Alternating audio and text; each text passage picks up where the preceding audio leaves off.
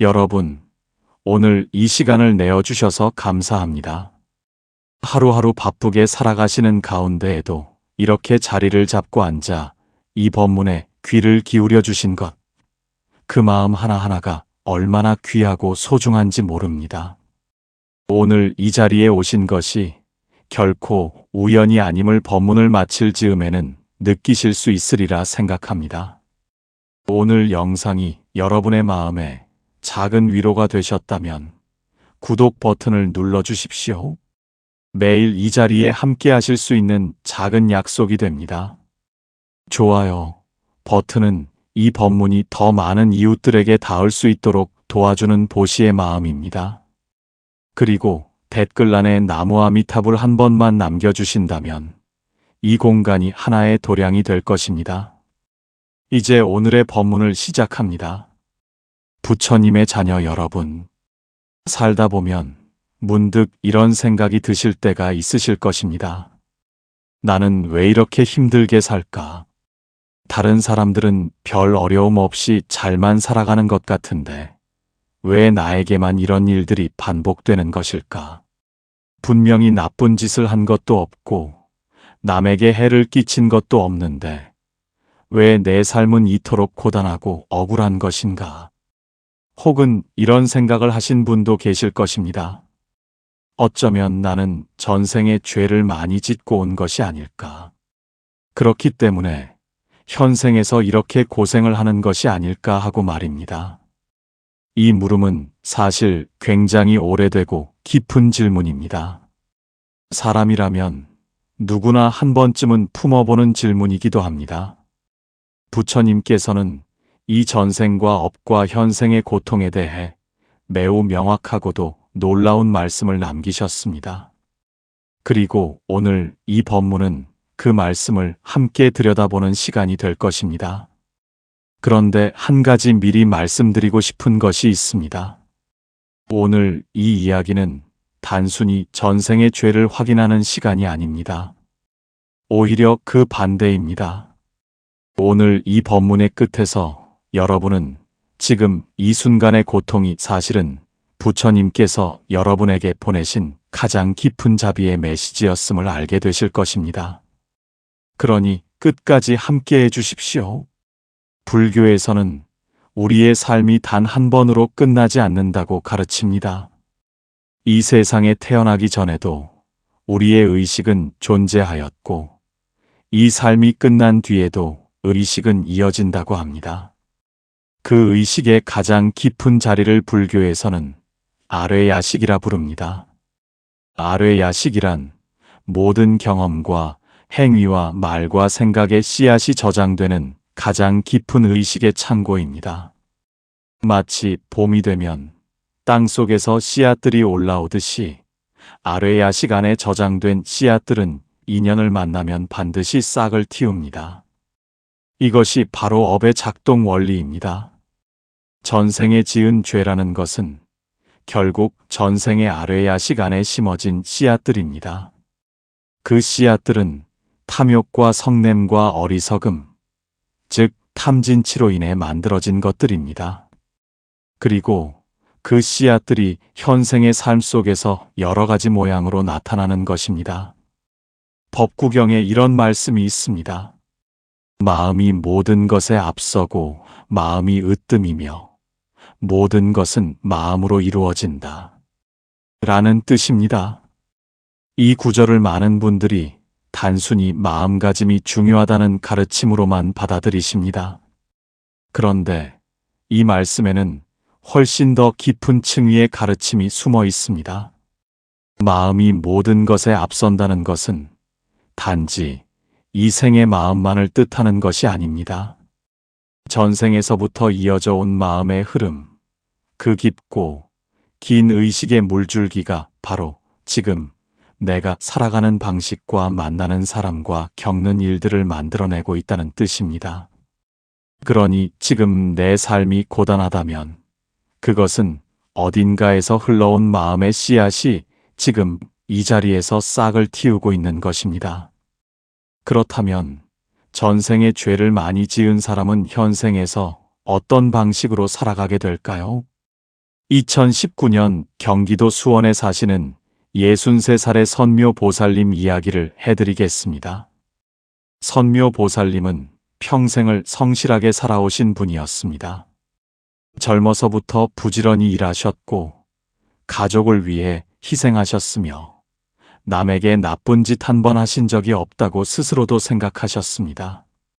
그런데 삶이 이상하게 흘러갔습니다. 자식 문제로 끊임없이 마음을 졸이셨고 남편과의 관계는 늘 팽팽한 긴장감이 감돌았으며 건강 역시 이런저런 이유로 자꾸만 무너졌습니다. 무엇보다 보살님을 가장 힘들게 한 것은 이유를 알 수 없는 불안감이었습니다. 딱히 큰일이 없는데도 항상 가슴이 조여들고 무언가가 잘못될 것 같은 두려움이 떠나질 않았습니다. 보살님은 어느 날 가까운 지인의 손에 이끌려 사찰을 찾게 되셨습니다. 스님께 이런저런 이야기를 털어놓으셨더니 스님은 이렇게 말씀하셨다고 합니다. 보살님, 지금 겪고 계신 것들이 전생에서 가져오신 업식의 무게일 수 있습니다. 하지만 그 무게가 느껴진다는 것은 이제 그것을 녹여낼 준비가 되었다는 뜻이기도 합니다. 그 말 한마디가 보살님의 가슴을 찌르듯 파고들었다고 합니다.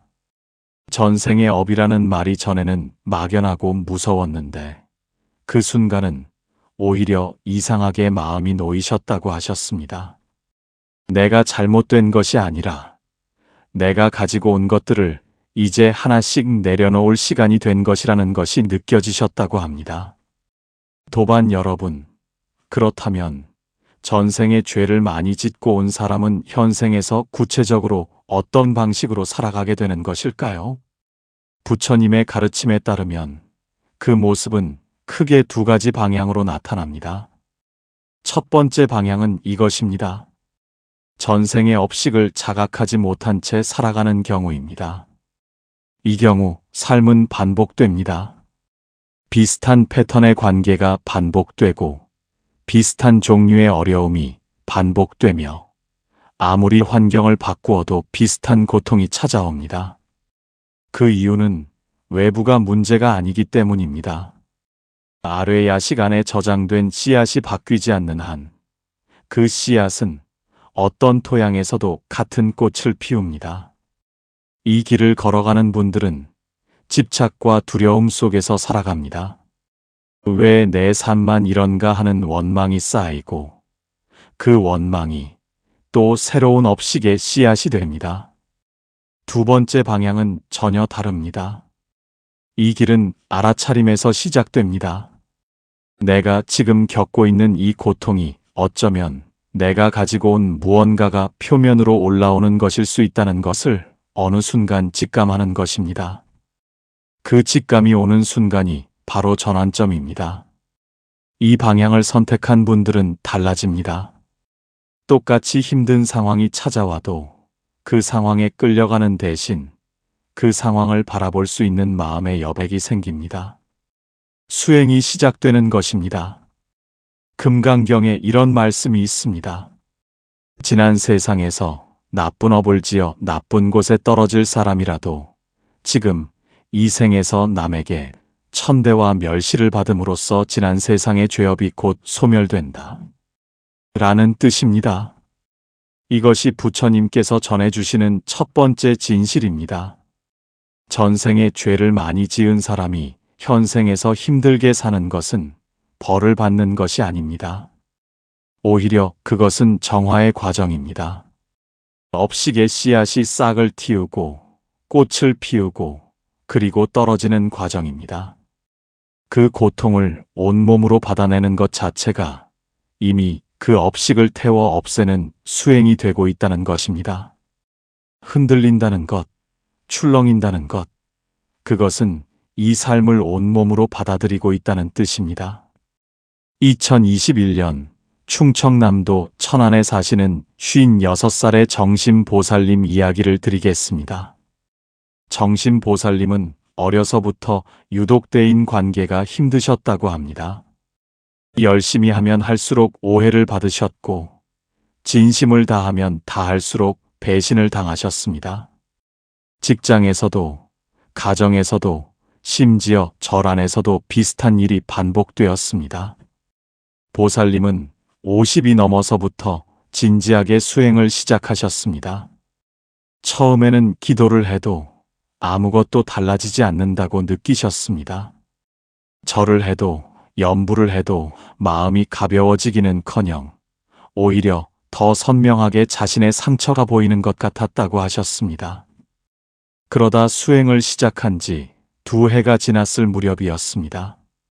어느 이른 새벽 기도를 마치고 법당에 앉아 계시다가 문득 이런 생각이 드셨다고 합니다.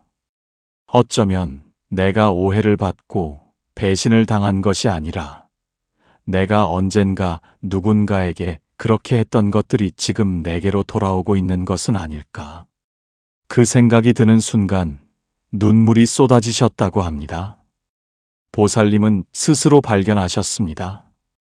원망의 대상을 잃는 순간 오히려 마음이 자유로워진다는 것을, 더 이상 누군가를 탓할 필요가 없어지는 순간 비로소 삶이 가벼워진다는 것을, 그 이후로 보살님의 관계는 서서히 달라지기 시작하셨습니다. 2번째 경전의 말씀을 들어보겠습니다. 열반경에는 이런 가르침이 있습니다. 일체 중생 개유불성, 모든 중생에게는 다 불성이 있다 라는 말씀입니다. 이 말씀 안에는 놀라운 역설이 담겨 있습니다. 전생에 아무리 많은 죄를 지었다 하더라도 그 중생 안에는 여전히 불성이 있다는 것입니다. 불성이란 부처님의 성품, 본래 청정하고 맑은 그 마음자리입니다. 죄업이 아무리 두꺼워도 그 불성을 덮을 수는 없습니다. 마치 하늘이 아무리 두꺼운 구름으로 덮여 있어도 그 구름 너머에는 여전히 태양이 빛나고 있듯이 말입니다.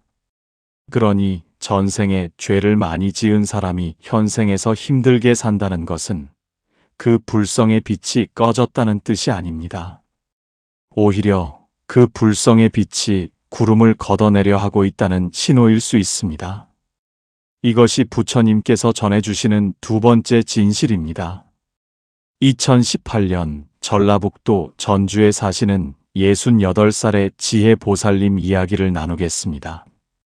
보살님의 삶에는 오래된 상처가 하나 있었습니다. 젊은 시절 가장 사랑하는 딸을 갑작스러운 사고로 잃으신 것이었습니다. 그 이후로 보살님은 20년 넘게 그 슬픔을 가슴 깊이 묻어두고 살아오셨습니다. 아무에게도 그 이야기를 하지 않으셨고 혼자서 그 무게를 지고 살아오셨습니다. 그러면서도 마음 한켠에는 항상 이런 생각이 있으셨다고 합니다. 내가 전생에 무슨 죄를 지어서 저 아이를 그렇게 먼저 보낸 것일까? 부처님은 왜 나에게만 이런 시련을 주신 것일까 하고 말입니다. 어느 해 가을, 보살님은 지인의 권유로 사흘간의 기도 정진에 참여하게 되셨습니다. 마지막 날 회향을 할 무렵이었습니다. 스님께서 법문 중에 이런 말씀을 하셨다고 합니다. 먼저 떠난 이들은 우리에게 빚을 지고 간 것이 아닙니다. 오히려 그들은 우리에게 가장 깊은 선물을 두고 간 것입니다. 그것은 바로 이 삶이 얼마나 소중한지를 온몸으로 깨닫게 해주는 사랑이라는 선물입니다. 그 말씀을 듣는 순간 보살님은 20년 동안 단 한 번도 흘리지 못했던 눈물을 한꺼번에 쏟아내셨다고 합니다. 흐느끼고 또 흐느끼셨습니다. 그리고 그 눈물이 다 빠져나간 자리에서 보살님은 처음으로 느끼셨다고 합니다. 그 아이가 원망스러운 것이 아니라 그 아이가 그 짧은 생 동안 자신에게 얼마나 큰 사랑을 주고 갔는지를, 그 깨달음과 함께 보살님의 가슴 한가운데에 있던 단단한 덩어리가 서서히 녹아내리기 시작했다고 하셨습니다. 자비란 멀리 있는 것이 아닙니다. 그 눈물 안에 이미 자비가 흐르고 있었습니다. 부처님의 자녀 여러분, 이제 오늘 이야기의 가장 깊은 곳으로 들어가겠습니다. 전생에 죄를 많이 지은 사람은 현생에서 어떻게 삽니까? 그 답을 드리기 전에 먼저 이 물음 자체를 한번 뒤집어 보겠습니다. 전생에 죄를 많이 짓고 오지 않은 사람이 과연 이 세상에 있을까요? 불교에서는 우리가 헤아릴 수 없이 오랜 세월 동안 수없이 많은 생을 거쳐왔다고 가르칩니다. 그 수많은 생 동안 단 한 번도 탐욕을 부리지 않고, 단 한 번도 성내지 않고, 단 한 번도 어리석은 행동을 하지 않은 중생이 있을 수 있겠습니까? 아마 없을 것입니다. 그렇다면 우리 모두는 어떤 의미에서 전생의 업식을 가지고 이 생에 온 것입니다. 그러니 전생에 죄를 많이 짓고 왔다는 것은 특별히 나쁜 사람의 이야기가 아닙니다. 그것은 이 사바세계에 태어난 모든 중생의 이야기입니다. 다만 그 무게가 저마다 다를 뿐이고, 그 무게를 어떻게 마주하느냐에 따라 삶의 방향이 달라질 뿐입니다. 그렇다면 전생에 업이 많은 사람이 현생에서 보이는 특징적인 모습에는 어떤 것이 있을까요? 첫째, 같은 종류의 고통이 반복됩니다. 관계에서 상처를 받으신 분들은 아무리 새로운 관계를 시작해도 비슷한 상처가 반복되는 경험을 하십니다. 직장을 바꾸어도, 이사를 가도, 새 출발을 해도 어딘가에서 비슷한 어려움이 찾아옵니다. 이것은 환경이 나쁜 것이 아닙니다. 아뢰 야식 안에 저장된 씨앗이 어느 토양에서든 같은 방식으로 싹을 틔우는 것입니다. 둘째, 원인을 알 수 없는 두려움이나 불안이 늘 자리하고 있습니다. 딱히 무서운 것이 없는데도 항상 무언가가 잘못될 것 같은 느낌. 행복한 순간에도 이 행복이 오래가지 않을 것 같은 불안. 이건 역시 아뢰 야식에 저장된 오랜 기억들이 만들어내는 파문입니다. 셋째, 정서적으로 예민하고 쉽게 상처를 받습니다. 다른 사람들은 그냥 넘기는 말 한마디에도 깊이 상처를 받거나 작은 일에도 크게 흔들리는 경험을 하십니다. 이건 역시 업식의 두꺼운 층이 그 사람의 감수성을 더욱 예민하게 만들기 때문입니다. 넷째, 몸이 자주 아프거나 원인 모를 증상들이 반복됩니다. 업은 마음에만 머물지 않습니다. 마음과 몸은 하나이기 때문에 오래된 업식의 무게는 몸을 통해서도 드러나게 됩니다. 다섯째, 그러면서도 아이러니하게도 남다른 영적 감수성이 있습니다. 고통을 많이 겪은 이들은 역설적으로 부처님의 가르침에 더 깊이 공명하는 경우가 많습니다. 고통이 깊을수록 진리를 향한 목마름도 깊어지기 때문입니다. 도반 여러분, 지금 이 5가지를 들으시면서 혹시 고개를 끄덕이신 분이 계십니까? 만약 그러셨다면 그 고개를 끄덕이는 그 마음이 바로 오늘 이 법문을 들으셔야 했던 이유입니다. 화엄경에 이런 말씀이 있습니다. 약인용료지 3세 1체불 응관법 개성 일체유심조. 3세의 모든 부처님을 알고자 한다면 마땅히 법계의 성품을 볼지니 모든 것은 오직 마음이 만드는 것이다. 라는 뜻입니다. 일체유심조. 모든 것은 마음이 만든다. 이 말씀이 오늘 법문의 핵심입니다. 전생의 업식이 아무리 무거워도 그건 역시 마음이 만든 것입니다. 그리고 마음이 만든 것은 마음이 바꿀 수 있습니다. 아뢰 야식에 쌓인 씨앗들은 새로운 씨앗으로 대체될 수 있습니다. 자비의 씨앗으로, 보시의 씨앗으로, 수행의 씨앗으로. 그 씨앗을 심는 행위, 그것이 바로 기도이고 수행이며 참회입니다. 참회란 무엇입니까? 과거를 후회하는 것이 아닙니다. 참회는 과거의 씨앗을 인정하고 그 씨앗이 더 이상 자라지 않도록 새로운 씨앗을 심겠다고 서원하는 행위입니다. 관무량 수경에 이런 말씀이 있습니다. 지성심 심심심 회향발원심. 지극히 진실한 마음, 깊고 깊은 마음, 그리고 회향하고 발언하는 마음. 이 세 가지 마음을 갖출 때 기도는 온전히 열린다는 가르침입니다. 전생의 업식이 무거운 분들일수록 이 세 가지 마음이 더 절실하게 필요합니다. 그리고 역설적으로 그 무거운 업식을 지고 살아온 분들이 이 세 가지 마음에 더 깊이 다가갈 수 있습니다. 고통이 진실한 마음을 만들고 간절함이 깊은 마음을 만들며 모든 것을 내려놓고 싶은 소망이 회향과 발언의 마음을 만들기 때문입니다. 2023년 강원도 원주에 사시는 이른한 사례회원 거사님 이야기를 드리겠습니다. 거사님은 젊은 시절부터 사업을 하셨는데 3번의 큰 실패를 경험하셨습니다. 3번 모두 남에게 크게 배신을 당하셨고 가족도 뿔뿔이 흩어지는 아픔을 겪으셨습니다. 60이 넘어서야 작은 가게 하나를 꾸리며 겨우 안정을 찾으셨지만 가슴 한편에는 왜 나에게만 이런 일이 반복되는 것인가 하는 의문이 항상 자리하고 있었습니다. 그 무렵 우연히 들른 작은 암자에서 거사님은 노 스님을 만나게 되셨습니다. 사연을 들으신 노 스님은 한참을 침묵하시다가 이렇게 물으셨다고 합니다. 거사님, 그 배신당한 이들에게 지금 원망이 있으십니까? 거사님은 솔직하게 대답하셨습니다. 있습니다. 아직 있습니다. 라고. 스님은 그 솔직함에 빙그레 웃으시며 말씀하셨다고 합니다. 그 원망이 있는 한 그 인연은 끝나지 않습니다. 그 인연이 끝나지 않는 한 비슷한 일은 다시 찾아옵니다.